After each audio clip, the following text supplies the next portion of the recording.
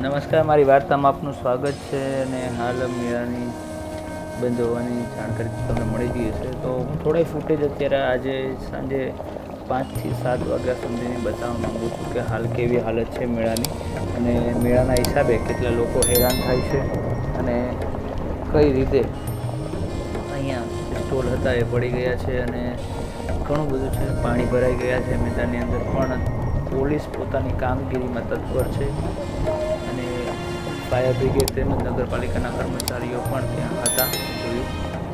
અને ત્યાં એટલો પવન અને એટલો વરસાદ હતો કે જે હું શૂટ પણ સરખું નથી કરી શક્યો. તો આ વિડીયોને લાસ્ટ સુધી જોજો. આખા મેળાની ટોટલી ફૂટેજ લીધેલી છે. લોકો કેટલા હેરાન થયેલા છે. તેમ છતાં પણ ક્યાંક મદન છે, નાની મોટી દુકાનની જે માલ સામગ્રી છે તેમાં પણ ઘણું નુકસાન થયેલું છે, જે દેખાઈ આવ્યું છે.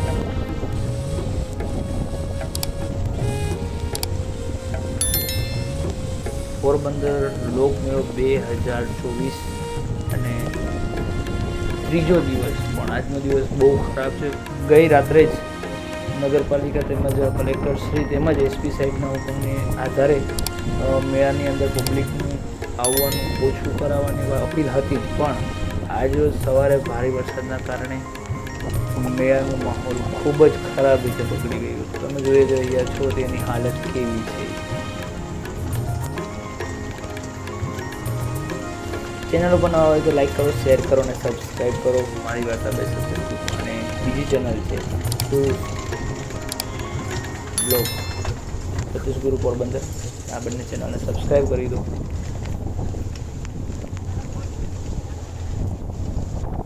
આવી હાલત છે પોરબંદરના લોકમેળાની.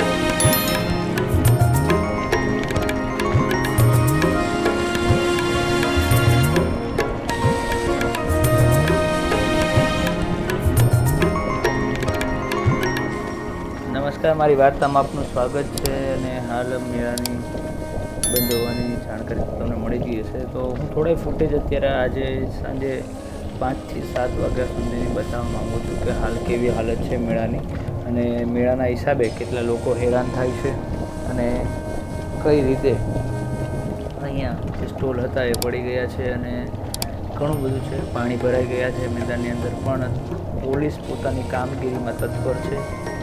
અને ફાયર બ્રિગેડ તેમજ નગરપાલિકાના કર્મચારીઓ પણ ત્યાં હતા, જોયું. અને ત્યાં એટલો પવન અને એટલો વરસાદ હતો કે જે હું શૂટ પણ સરખું નથી કરી શક્યો. તો આ વિડીયોને લાસ્ટ સુધી જોજો. આખા મેળાની ટોટલી ફૂટેજ લીધેલી છે. લોકો કેટલા હેરાન થયેલા છે. તેમ છતાં પણ ક્યાંક મદન છે નાની મોટી દુકાનની જે માલ સામગ્રી છે તેમાં પણ ઘણું નુકસાન થયેલું છે, જે દેખાઈ આવ્યું છે.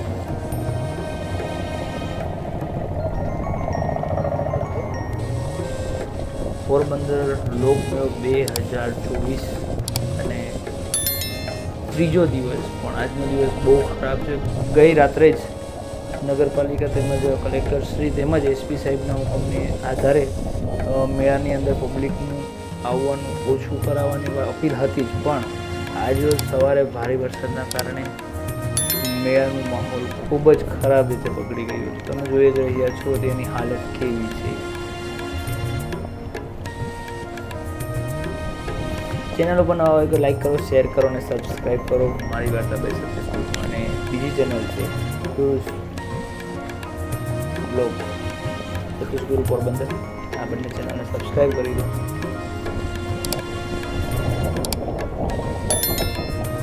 આવી હાલત છે પોરબંદરના લોકમેળાની.